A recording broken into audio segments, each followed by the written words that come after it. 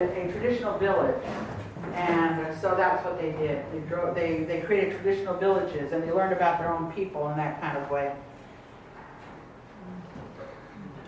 And then there was the survival of boarding schools. So even after all that, there was this whole idea of boarding schools. And sometimes we think about boarding schools and people being on the East Coast or in the plains being taken away.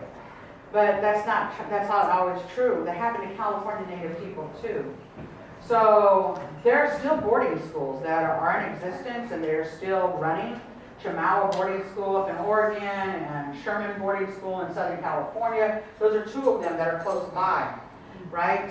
At the time that all this craziness was going on, one of the things that would happen was that they would take the kids and they would ship them off. My mom and her sister and brother were taken to Shellmound boarding school.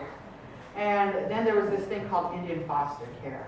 And it's not the foster care that we think about. These poor little Indian kids needing a house to stay in. Somebody's going to take them in. It was not about that.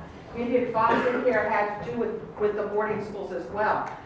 Because as Native kids were in the boarding schools, they were learning how to be good American citizens, right? And they were trying to get them to learn how to do all of these kinds of, working on ranches or being somebody's maid and doing different kinds of things. And I didn't know this story until about a year ago. I'm sitting in my auntie's living room, and she's the matriarch of our family. She's 80 years old. And she begins to tell me this story. And two of my cousins are sitting in her living room, in the living room with me.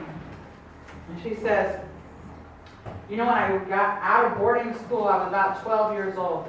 And they sent me, as part of the foster care system, to live with this family in San Leandro. Oh, they were a nice white family. They took really good care of me. I took care of their kids. I did their laundry. I cleaned their house. They were so happy with me, and they were so kind. They wanted me to go to school. But the city of San Leandro would not allow her to go to school because she was so dark. She's only 80 years old. She's still in this still alive today. This didn't happen that long ago. We're not talking about hundreds of years ago. We're talking about currently that this historical trauma still sits here. It's like a scab that never heals, right? It's something that we deal with all the time. And so foster care for Indian kids was much different than we think about it today. Fast forward to my big mouth.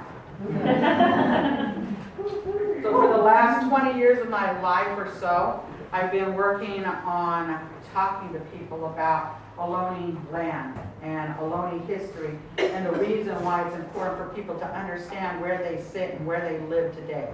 Why is it important for us to talk about these issues when there's so many other issues going on, right? Why is it important for us to know that Ohlone people even still exist? I'm a figment of your imagination according to the federal government. I don't exist, right? But I do, and I have to tell this history, and I have to tell people that will listen because I need your help, right? We're all in this together. You're living on my traditional territory, and we need to work together to figure this all out, right? We came here from different places for different reasons, right? Some of us may have been coming here to find a better way in this world. Some of us may have been fleeing, their families may have been fleeing from slavery and got here. People may have come here for jobs and opportunities. But the Bay Area is so crazy that there's like 172 languages that are spoken here, right? Because it's an international place. But nobody thinks, where are the native people of this land when they get here, right? Nobody thinks about that. And so for the last 20 years of my life, I've been doing just that. I started doing work with my friend Janelle LaRose on preserving and protecting the sacred sites of our ancestors. This is another crazy guy I was talking about, like J.P. Harrington, right? This man named Nels Nelson. He created a map in 1909. That was way before we were thought of, right?